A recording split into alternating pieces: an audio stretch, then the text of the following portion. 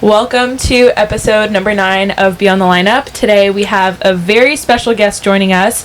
He's one of the most successful designers of the surf industry, and he worked a year at Gotcha, went on to work 15 whole years at Quiksilver as the lead designer, and then 5 years at Billabong. Currently, he runs his own creative brand, Diamond Mine Inc., where he does everything from design to events to even shaping surfboards. Not shaping, but designing on the... It just magically appears out of my head. Yeah. I'm not a shaper. I'm going to clarify that right out of the gates. What would you call it? Designing, sir? I'm a creative enigma, right? And it's just whatever is in the moment, and it sounds right, and it fits. And I mean, there's a whole story behind the surfboard thing. Yeah. But it's really like 50 years of just wanting the perfect surfboard for crappy waves. Yeah. So. And then you're like, I'm just gonna do it myself. Yeah. If you can't do it yourself, collaborate with others that actually know what they're doing to help that creative vision all the way to the final end right there. Yeah, 100%. Yeah. But anyways, this guest,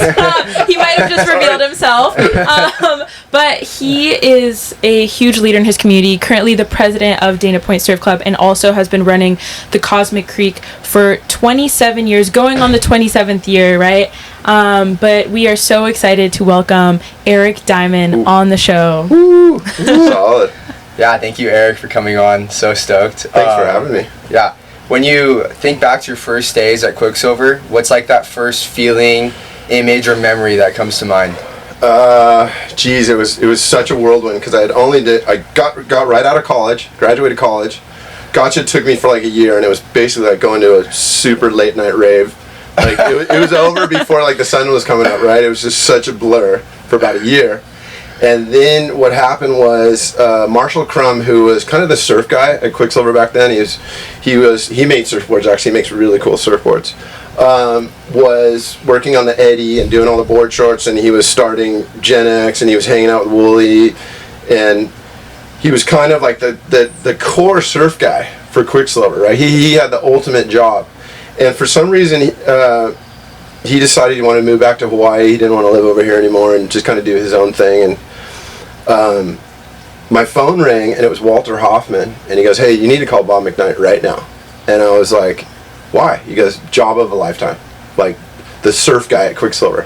And I knew what it meant, but I didn't know what it was going to entail for the next like almost 20 years. And so I called Bob, I went in, I did the thing. It was hard to tell Michael Thompson. It's always tough to tell your boss, but I wasn't there that long. Like I said, I didn't remember a lot of it. And I went in, got the job with Bob, and I was going to be the board short designer, which is, that's pretty coveted back then. Yeah. And within like a year, I was on a trip to G-Land. We were plotting like the future of the G-Land Pro. It was still not to come for like another like 3 or 4 years. Wow. And I was on all this stuff, and it was so rad. And I was like went right into the Eddy. Like within months, I was at the Eddy ceremonies working with the ICAOs, doing that stuff, and it was such a privilege. I was so lucky to do and meet all the people around the world for that, and I still have those friendships forever, so it's wow. pretty cool, yeah. What moment did you realize like you were part of something bigger than just the fashion part of Quiksilver? Probably when you're sitting there with all the Hawaiians, like the whole real Dahui back in the day, and all the guys, and you're making their trunks for them personally. I was making like size 44s for like Junior and the guys, and the spirituality of that, the Hawaiian thing, was always just, I felt so blessed to experience that, and then but from there I got to travel all around the world and design the clothes, and it was just everywhere you go you make friends, and then you'd have these relationships for the rest of your life. So but I think the Hawaii thing, the spiritual part of the Hawaii thing, Quiksilver had it pretty locked down back then, Yeah. So, wow, that is so incredible. And you were a team rider for Quiksilver before you started working for them, right? Yes. You were a longtime team rider for Quiksilver. Yeah, all through college. It was funny because Richard Wolcott, who started Volcom, he was like the team manager, and we were all going to college together. We all lived close by. I lived with Jeff Booth. Chris Billy lived around the corner. Richard Wolcott, like we all lived on these courts and stuff like that after I left La Jolla, after I couldn't afford La Jolla anymore. And where was I going with it? Yeah, so Tom Carroll, we got to meet all the guys, and I was featured in like Gen X ads, Gen X. Wow. And it was kind of post Echo Beach. It was kind of the next thing after Echo Beach, the stars and the polka dots. And So I was a team rider, and I was really smart about being a team rider because I wasn't as good as all the other guys. My stature, obviously, I'm a lot bigger than a lot of guys, and back then, like, the Bud Tour was like 3-foot closeouts in like Manhattan Beach, you know. Yeah, like Huntington, It was a tough. bunch of There was it's ironic. There was more contests back then for California surfers, but some of the events I think were more about how many people you could put in the stands versus like how good the waves were. And I was a Quiksilver rider, and I wasn't. I was doing okay. They were paying me a monthly. I got all my clothes. Like, I was making money. I got my whatever $500 check a month, but I was doing my art the whole way through. So what I did is I started working my art into my monthly. Wow. So I would do a bunch of scribbles while in college and stuff and send up Quiksilver. And sure enough, some of those scribbles became T-shirts. And then, so by the time I graduated, I'd already done a ton of work for a bunch of people. Wow. I'd already done, in high school, I did some of the very first RDOT logos for Rusty. Some of the first, that RDOT that he uses. Cool. Yeah, in high school? In high school. Wow, so you started young. You started doing this back when you were still like under 18. Yeah, like it just like Laguna. Dana's had a pretty good art program, and the ceramics guy that kind of keeps an eye on you and helps. I got a couple scholarships and stuff like that, but I did locomotion, I did Rusty, I rode Stussy's boards, and Stussy was a god back then in high school. Like, everything Stussy did art wise and surfboard wise was a huge thing. So but yeah, Quiksilver was one of my early sponsors. I kind of want to just bring it back to your roots, where you started. I know your dad worked for Clark Foam, so you grew up around probably some pretty amazing shapers, and you were seeing some pretty cool things at a very young age. How did that influence, I guess, the rest of your life? Well, I saw a lot of radical things at a young age too. So I'll give you a scenario. This would be my daily scenario, because I was kind of that 70s latchkey kid. I was the only child, so I'm kind of on my own deal. And do you know that day when you're with your parents, and let's say the schools, it's not a school day or something happened or whatever, and they're kind of caught blindsided, like who's going to take the kid for the day? When you're young. And so my mom was pretty easy. My mom surfs too, by the way. My mom was a great surfer. She's actually the one that taught me to surf, not my dad. That's so cool. Which is pretty rad. That's why I'm a goofy foot, not a regular foot. That is so rad. Yeah. Is she a goofy foot? She's a goofy foot, and she was in that early women's pro WESA at Malibu, like all those old kind of 70s things you see. Like, she was into that. Cool, yeah. So anyway, you'd have that day, and you're going with mom or dad that day for the day. You're stuck with them. It's like you got to almost go to work with them and stuff like that. So mom was easy and everything like that. Dad was easy according to his route. So if my dad was taking the Clark Foam truck down to San Diego, it was great. That means I got to surf Swamis. That means we'd get health food like cashews and carrots. And most of the shapers in the 70s were pretty hippie or backyard, and it was a really groovy day. Yeah. But if we had to go to the South Bay, like to Manhattan, like to where Dogtown and where the Malibu guys and all that stuff, I was always freaked out, because that could end up to be a pretty crazy evening, and maybe even get stuck up there and you're a little kid. You're like, oh shit. Oh my god, yeah. So I got to meet everybody. For Al Merrick, when he was super young, the Merricks were super good to our family. Like, every shaper from here to Santa Cruz, I got to meet them, and usually their family, and they would stay with us and stuff like that. So the dad days were interesting. They could have been anything. I remember one time we went to Malibu, and we ended up at this party, and it was like somebody's house, and Devo was playing. Wow. Yeah. Do you think that influenced the way you looked at industry when you started working in it? Totally, because How so? that's, you got to remember, that part of it is before the clothing brands, really. I mean, there was a few things going on, but when you walked into a surf shop, it was, crappy shag carpet and just surfboards. Maybe some wetsuits by like Bailey or somebody, but yet to the soft goods side, I mean, you're just trying to sell boards, and that's the core stuff. And so that back door that now receives like receivables from some clothing brand, that was just blanks, and there was a shaping room and a guy a lot of those places, the whole thing was right there. So I have so many fond memories of like Billy Castor. He was a good friend of my dad. Castor surfboards. There were certain shapers I really loved because they were nice to me, and then there's old, grumpy guys that like, get out of there, kid, and would make you like clean up their shaping room or something like that for like $5 or something. But there's a handful of guys up and down the coast, and they're a lot older now. Guys like Al, that I got to meet growing up when I was a little kid, that were and now I kind of work for them now, which is cool too. Full circle moment. That's awesome. And It was core, Yeah. It was a little gnarly sometimes for a little kid, I think. Oh, I bet. Yeah. But like kids like Christian Fletcher and stuff, like we've seen a lot of stuff growing up. So. And you mentioned that back in the day, like in Dana Point, everything was centered around there, right? There was Hobie, Surfer Magazine, Clark Foam. What was it like growing up, like in the middle of everything?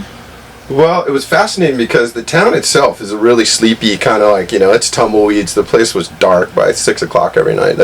We had like one kind of like Italian seafood restaurant called Russo's. There wasn't a lot going on. Yeah. But there was still this thing called the Dana Point Mafia, which is basically Hobie and all the branches that come out from Hobie, because everybody worked for Hobie. When my dad was super, super young, he was like a glosser, or no, he wasn't a glosser, he was a polisher for Christian Banks' dad, Sandy Banks, like polishing before he got into hits. So you either worked at the shop, you worked at Hobie's, you maybe worked at Chart House and the surf shop. Like Hobie's was such a ground zero for so many people.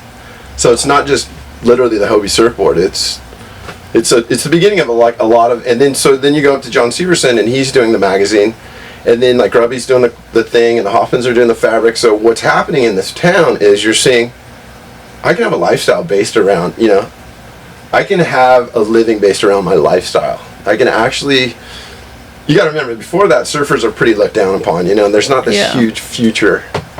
But when you see what John Severson was doing, what the Hoffmans were doing, what Hobie was doing, what Grubby was doing, what all these guys were doing, you actually said, wow, maybe I can live the whole rest of my life being a surfer, which is pretty fascinating. That is really They created the lifestyle. And it's funny because I feel like nowadays when people think about making a living, making a career in surfing, your mind immediately jumps to pro surfing and to like pro surfers, the big checks, all of that. But when you look behind the scenes, there's so much opportunity and so much that happens in the surf world outside of just competing that I feel like you could tap into. And I feel like you've done such an amazing job doing that. You've tapped into like every creative aspect, I feel like, of surfing, and you've really been able to like travel around the world as a surfer without doing all of the pro surfing stuff. So it's just super fascinating to see. Well, I got lucky because you got to remember that's the golden era. Yeah. I don't know if the roaring 80s and 90s and whatever you want to call it will ever exist again. That was the apex. That was the high point of, and like you said, and if you go back to kind of a little bit before my era, pro surfing wise, the pro surfing thing didn't, that was a tough one from, 70s to 80s. By the time the 80s, you could be a pro surfer, but those guys were really paving the way to be pro surfing, because like I said, it was more like you had to be the shaper guy that was the cool guy and, sell your surfboards and like that. So yeah, pro surfing comes around, you can actually be a pro surfer. All of a sudden these big garment companies explode. You can actually be a designer and a surfer and work, Yeah. So. I mean, we saw that photo of you in Surfer Magazine that said pro surfer and you're designer. Like, that was the coolest thing ever, and you were getting barreled like in Indonesia during a contest, and you're just free surfing and you happen to get like the wave of the day or whatever. But I love that. Can your designer do this? Yeah, can your designer do this? I don't know many that can nowadays. And that again, it goes back to having the authenticity. A lot of those brands, they started off their core from the beginning, and I hope the brands in the future will start with, the foundation is the core part. Yeah. You gotta be it to do it. You can't just make it up and say, now we're a cowboy and now we're fishing guys. Like, you gotta do it. Yeah. And no, that was great because that was the coolest thing. That was I called Aki off that wave. No way. Yeah, I'll never forget it. And the sun was kind of like in the channel there, and it was in between heats. I think the semis were coming. Like I said, not a lot of guys stick around. You only have like a handful of pros by the end of those events. And it was morning. The tide, I don't think it was too gnarly, because in the mornings the tides are kind of higher. You wait for the tide to go out there. And I got this really nice roll in and went in whatever the money trees and then hit speedies. And I couldn't see anything, but I could see Aki's foot or something paddling. And the beginning of that sequence, you can see this little boil, and it's Aki's foot. And I called it. I'm like, oh no, Ak! And you just took it. Yeah, and then it was rad because I got a nice barrel. I couldn't see anything. The funny thing is, I'm so big. That barrel's huge. Like, if that was Tom Carroll, that thing would be like the size of this house. But it looked like Joker. I make them look. I'm so big, I make like a 6 foot wave like 4 feet, which sucks. But that's funny. I kind of came out of the tube and it was bitching, and Jeff Hornbaker was sitting in the channel on a jet ski or something, and like the only jet ski, and he's like, dude, I got that shot, you're stoked. And I'm like, what? And then sure enough, I came back, and like, you know, back then you don't see the slides for like freaking a month later. And Hornbaker brought me these big slides that they use, like, you know, like what are those Maxim movie cameras, the giant IMAX kind of size film. Yeah. And you were stoked. I was stoked. Yeah. Next Like, thing right you know, on. you're in a magazine. Next thing you But know, you can see Aki's foot, like he was gonna burn me and just fade me, just Ak style, and I was just like, oh, Not today. Not You're like, not today. What can your designer do this? Yeah. So what aspects of the golden era, like, do you see kind of reflected today, and is there anything that like surprises you, I guess? No, because I'm waiting for that someone who's just kind of really wearing it, you know, like there's a lot of trends going on right now, you know, and I don't, you know, and you can, I do commercial design work, and I know what the trends are and what's trending, and you know, in the Midwest and in Hawaii and stuff like that, and I still have yet to see that energy, like that, you know, like that early Volcom energy, like that. What's that? What it's was going that to be like? young, I know that, and it's going to be, and they have to be surf. You just cannot be anything else but surf. It's got to be, it's going to come though. What was that early energy at Volcom that you're talking about? Well, it's funny because I got to give Wooly credit, because we all worked together, you know, like we worked at Quick together, and I remember working on this little program called Gen X, and it was kind of when the snowboarding thing got really baggy with the big like fireman jackets in the early days. And it was really young, and it was like that early 90s kind of energy that we hadn't seen since the 80s. And Wooly and the guys decided, hey man, we're gonna just go punk rock surf. We're gonna go to the North Shore. We're gonna get all the gnarly, you know, Hawaiians. It was basically what Quiksilver's early form. It was the same formula, only in a different era. And just they were lucky that, you know, they had. It was just the same thing reincarnated. Everything is a circular. Every single thing in the surf industry and in fashion and in economics is circular. Yeah. Do you know what I mean? 100%. So, and now I feel like you've witnessed... We're going through 91 right now. Yeah. Surfing's kind of dead. Like, stuff's happening. People are panicking. Yeah, I was about to say, you've witnessed the fall of Gotcha, the fall of OP, and now we're kind of seeing, like, with all of these major surf brands going bankrupt, I feel like we're starting to see that happening again. Do you think this is something that just happens kind of cyclically every kind of, like, so decades to flesh it out and bring new brands up, or what do you think is happening in the surf industry right now? Totally what you just said. Why is that? Because in the early 70s when I was a kid, you know, it was Hang Ten, OP, and they were rad, you know, and they dissolved. And then by the 80s you have Gotcha, Quiksilver, not even Billabong yet, quite so much, exploding onto the scene. They're all having like 10-year runs and stuff like that. And then what happens is you have to watch. The first thing is you got to watch how big the thing gets. Bobby Martinez, I saw this thing the other day. It was perfect. He goes, surfing it is as big as it needs to be. And I was just like, wow, that's better than the interview anything. That was so solid, right? And when these companies get bigger and bigger and bigger, and then they go public, and now they're stock traded, and they have to increasingly show growth. You know what I mean? Yeah. That's when you start doing stuff, you know, outlets, and you're on this thing where it's like, you're showing success, but it's like unobtainable once you go public to everybody and you go, you know, and a lot of those did that. So they were chasing this, like, they get in a meeting, they have to show that they've gotten bigger. Yeah. They get in a meeting 4 months later, they got, hey, we've gotten bigger. How do you do that for 20 years? You know, so it's tough. You start buying other little brands and you start doing all this stuff, and it doesn't always work. I can see the quantity going up, but the quality going down. Well, no, because sometimes they acquire like a cool company that's rad, and sometimes they ruin it, which is pretty fascinating. Yeah. But yeah, when you get, if anything, you should be able to get better quality at a cheaper price when you get bigger. Do you know what I mean? Yeah. Yeah, that makes sense. But I don't know. I mean, there's a few brands now that I'm looking at that I think, you know, that have, you know, like, I would say like Vissla and Rourke and all these kind of, they're coming up, and they just be careful and just keep their vibe and stay core and stuff like that, and they are. Yeah. You know? And for me, that's a huge opportunity for those kinds of brands. Yeah. But like I said, like, watch the cap. Yeah. You know, I think, what is the ultimate goal here? Yeah, I even feel like with WSL is the same thing. They were trying to broaden too much and doing like the Final Five, the mid-year cut, adding all of these things, trying to almost become like a media company in a way too. And now they just brought in a new CEO and they're just bringing everything back to the roots, back to the old way, kind of back to like I feel like what the core original surf fans really loved, like competitive surfing for. So it's interesting to see kind of everything go full circle and come back around. But yeah, it's not, like I said, it's not rocket science. You usually go back to some original plans that you had in the beginning.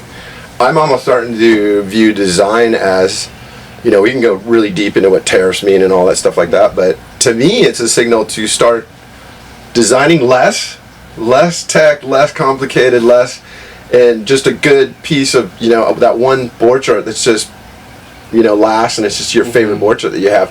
I think design-wise, it's almost starting to do that too. There's going to be clarity.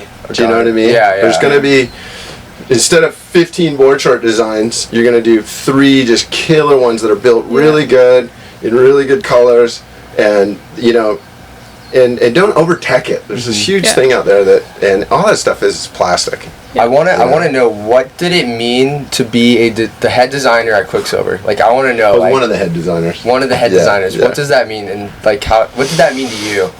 It was great. Yeah. It was great. I mean, you have to learn, when you manage people, it's different. It's a whole other ballgame. When you manage people, you can't micromanage anymore. You have to let them, you know, you might get some younger guys and they want to do this and it's punk rock and like, oh, let's do gnarly or something. You know what I mean? Mm-hmm. You got to nourish them. So you have to really make a decision too when you get to that level. Because there's a lot of HR, you know, there's people, it's just like the surf club. I'm dealing with 400 egos, you know? And some people are made for that, and other people aren't cut out for that. Man, once you get to a higher level in any kind of business, you got to have those people skills. You might be the greatest at what you do, but if you don't have those people skills, I mean, there was a long time in that industry where, you know, my ego was big, you know?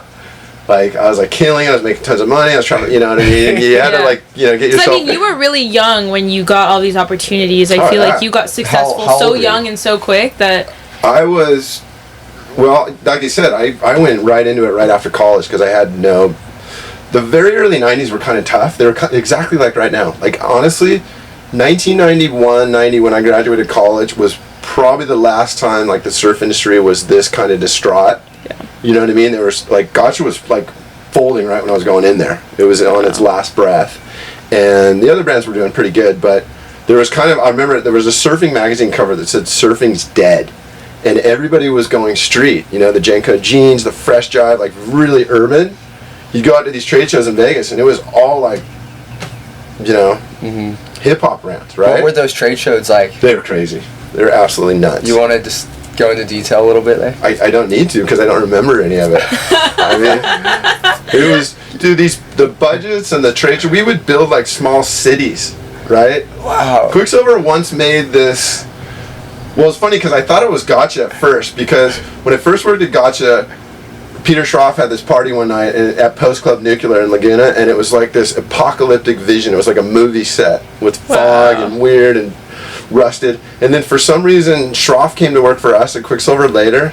Peter Schroff was absolutely one of the most creative guys I've ever met. But he built this trade show booth that was basically like a lost apocalyptic Mad Max city. With walls, with huge rusted metal walls, and things you'd put your hands in, and it'd be weird things like vibrating, and TVs that would say, buy more neon, like, and it was so over the top. It was just like, if I was given that budget now, I'd do the exact same thing. Oh, yeah. Do you know what I mean? Yeah. So they would go, hey, let's do it. And then, like, you know, I remember, like, a lot of the Hawaiians came over, and they had these, like, gnarly jumpsuits on, and we're walking around the booth, and I'm like, this is like Mad Max prison. It was so heavy. Things like that. That is so cool. Yeah. What about, so you... Parties were crazy. Nuts. Quiksilver funded parties? No, just anything. I mean, you would run into the, you know, because they had the Florida, and then we opened stores in New York, and you'd always have, when you open a store, you'd have a grand opening, and like we had this one Soho in New York opening where we had the opening party in this old bank, and there was a bank vault down below, and it was like, you know, like an old bank in New York. That's insane. And it was just, you know, that's unheard of in today's. And it was kind of like, you know, early rave, just nuts. Wow, DJ down there and everything. Several. But being a designer, there was no online internet where you could just find product and whatnot. Great. So how were you able to like just find like these cloths and like, oh, I want to design this, I want to copy that, or I want to... Well, that was the beauty of it. You actually got to travel to go get the stuff. So cool. So you'd go surfing, you'd visit the licensee, you'd show them your line. Usually because, you know, the world kind of works in opposite summer and winter and stuff like that. So what's really cool about that is when you're doing your summer line here, it's winter in Australia. Europe's a little different, but you'd be able to design your line and then bring it to that country and it'd be really fresh because they're just going into that season. So you're on a flip-flop. So you'd go there, you'd show your line, you would surf, hang with all either the Aussies or the Euros, and then you'd get to go to like Paris and go shop for this crap, right? Because you couldn't buy it. You had to buy like the actual diesel jean and cut the thing up after you just... So cool. Right? So cool. Michael Thompson taught me a lot about fashion though, I will give him that. The guy was a real aficionado. Who were like your fashionito. Biggest inspirations for fashion, I guess? Stu's? Yeah, Stussy was...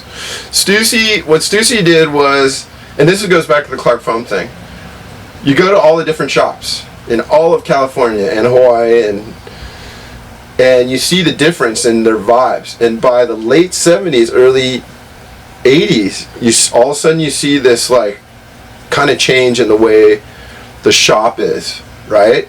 It's getting more modern. It's getting like... So anyway, long story short, you go into most surf shops and it was still pretty shag carpet, you know, round pin, twin fin, whatever, gloss, on the roller, a few things. You go into Stussy's shop, which was called Equipe. It was like French. And Stu's... That was French for team, right? Yeah. It was, and when we... Okay, so you go into his shop and he's got like the floors are like these mats that you have. He's got them all color coded. He's got the stuff folded. It's dialed. It's like you're going into a rad boutique store in like, you know, wow, yeah, in New York or something. And you're immediately going, this is next level. Same as Schroff. Schroff was the first one I ever saw. He had lights on the floor. You know, like no way. Yeah, like just all of a sudden you went from kind of that 70s groovy, hey, you know, my dad delivers the blank, they go smoke a doob in the back kind of thing, to, you know, you come in and there's like new wave music and all the boards are like 20s with like rad air sprays and you're like, and I'm just coming into that age too, you know, 13, 14. I'm like, okay, this is growing up in the middle of it, seeing it all like unwind so and rad, unfold. man. Like, yeah, that's so incredible. The vibe and the energy was really fun. And I want to go back to, you were talking about board shorts earlier. Yeah. You designed one of the most sold surf trunks of all time. It was like a red trunk, if I remember correctly, with white Hawaiian flowers on it. Tell me a little bit about that surf trunk, how that idea came about, and like what that meant for the surfing industry, kind of re-injecting life into it in a way. I could argue it kind of saved the surfing industry at one point because... We'll go back to that early 90s thing, and surf was kind of dying on the vine. And like I said, like, it was oversized kind of it was so urban. It was getting so urban, which was trippy, you know? But that's happened throughout time. Kids like to be urban, and then they like to be kind of surf, you know, again, very secular. And so I'm in there, and we're trying all these different things, and I tried a few florals, but they didn't stick. They were too busy and stuff like that.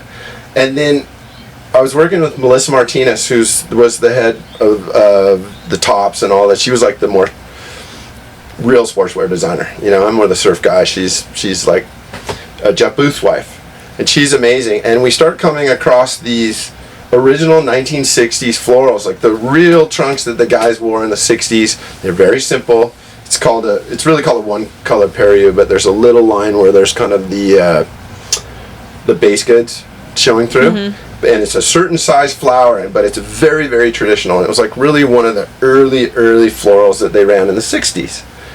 And so, long story short, back then you had to market 6 months ahead. I mean, there was no, hey, check this out, go and buy this there. You had to get the trunks on Kelly, or whoever was the guy at the time, send them on the surf trip, get the photos back, they would be in the magazine, and then stuff would sell based on that. So your whole window in fashion was, I was a year ahead of what I needed to be doing, really. You had to be really ahead of the curve. So anyway, I did the floral in a couple different colors, and it was, no one really had gone back to that straightforward certain size. Walter Hoffman had it. He had the one. He knew, the Hoffmans have always been really good to me my whole life, really close to our family, and Walter basically goes, this is the one, because he had thousands back then from every era, 40s, 50s, 30s, you name it, different flowers. But for some reason, it was just the one, and I call it Nepali because I love Kauai, and I got it out to Kelly. And it just happened to be, whatever it is, 3-4 months later, they did the big cover. They only did it once every few years, the big giant Surfer magazine cover. And Kelly got the cover, and it was the first time, and he was tan, and it was Kelly, and he was taking a break. He wasn't really on tour, and he had like a yellow board, and he had the red trunks, and it was just a beautiful Tavarua wave, not really big or anything, nothing heavy, but it was just so like surf. Do you know what I mean? It was the essence of surf. Pair of cool floral trunks. Nice clean, round pin, no logos on the thing. Kelly, still with some hair. And the timing was so perfect because it was refreshing, because it was so urban. It was getting so convoluted, and like, what is surf? Surfing magazine said surfing's dead, and then we were starting to go, well, what is surf? So anyway, long story short, I did the trunks. They blew up. I think Walter once showed me there was 100,000. Like, I think we did like 1 million yards of it. Seriously. It just, in every color. We ran it for like 10 years. Melissa did the shirt. It killed it. It was called the Don Ho. Mine was called Nepali. And it just really set the standard. But it became so big and so cliched that within 4 or 5 years, I was parodied on Saturday Night Live. And that's when I knew it was over. Once they do a skit and your stuff's in a skit, you're done. And I gotta find the skit, but it's something where the guy comes in and he's got the cabana set, he's got the shorts, he's got the shirt, the back, it's all the matching print, right? Oh my god, all in that one and he's floral. Like, dude, I just went to Times Square and got this freaking floral. And I'm like, oh, it's over, that one's done. But it was a great run, and again, it was just, do it authentic and it'll go, but it's not gonna last forever. Yeah. That's how you made it though, when it gets that far. Oh yeah, once you're surf product. Yeah. You gotta have a sense of humor. Once you're parodied, like, you either take it seriously or you just embrace it and go, okay, well, it at least reached everywhere, and then everybody copied it, but not really. But you were the OG, I mean, it was. We needed that. Yeah. I mean, we were starting to do prints with really stupid stuff, and then you start looking at other brands that are not you. Denim was huge. Do you know that denim was gigantic in the surf industry for a while there? I did not know that. Yeah, it was just like, but then at some point you're like, we don't, like, that's not surf. Usually just wearing a pair of shorts. Or right? Shorts and sandals and a little Hawaiian shirt. Yeah, come on. But I kind of reel it in. I kind of wanted to talk now towards the end of your career at Quiksilver and what happened as you transitioned to the dark side and it wasn't the dark side. It wasn't the dark side, but back then it was, because like the designers were almost treated like team riders. I mean, that's your crew, and I had such a good run with Quiksilver, but I was getting a little older and I needed to do something a little different, and that was a tough one. That was a super tough one. And but Paul Nadir was always been a great supporter. Here's what's great. I got to have 3 of the best bosses in the whole industry. Like and each so different, right? Like completely different people. And so I got to work for the big 3. I mean, I got lucky. Yeah, Gotcha, Quiksilver, then Billabong. Yeah, if anything, I was probably at Quick too long, because when you see in employment things, you don't want to stay somewhere too long. Yeah. If you jump a little bit once in a while, you'll make more money. Yeah, well, unfortunately. There's one thing to say about being true to the brand. Well, being so true to the brand means at the end, like, you're cleaning the bathrooms, So. You really are. Yeah. Why was it such a hard decision to leave? So a lot of the relationships, guys like Tommy Carroll and Bruce Raymond in Australia, and Bob was like a dad to me. Here's what was so rad about that era. A lot of guys, when I was a little kid, I'd open a magazine and go, that guy's so rad. I got to become friends with those guys. Wow. Which was trippy. Like living I never thought I'd be buddies with Tommy Carroll and Wayne Lynch and Jeff Hackman and all the, and then you become friends, and you're like, you never thought that. Yeah, because you were traveling with them to all of the quick stops on tour, right? And Oh, yeah. Quiksilver had a whole bunch of events. I had this one, I'll never forget it. I used to, because I'm a kind of a tall, goofy foot, I used to love Jimmy Banks. He was this goofy foot guy. He did really good in the old contest, but he also kind of was the traveling misto guy, went off to like Indo early and stayed there. So Jimmy Banks was my hero, you know? And he was kind of taller and stuff like that, and goofy foot, blah, blah, blah. I go to the G-Land Pro, and they don't have enough places for us to stay, and they go, hey, well, Eric, you can stay with Jimmy. Except Jimmy Banks was in a tent, and I zipped down the tent, he's playing guitar, and I went, no, I don't know if I can do it. But yeah, that kind of stuff, I would say that was the hardest stuff, because back then they treated the brands almost as like, I mean, you always be friends with guys like that. But then you went to that, and then, you know, I became, you know, but then I knew Andy and all that, you know, a lot of guys, and I was trying to do some different stuff, and that's when I started the Cosmic.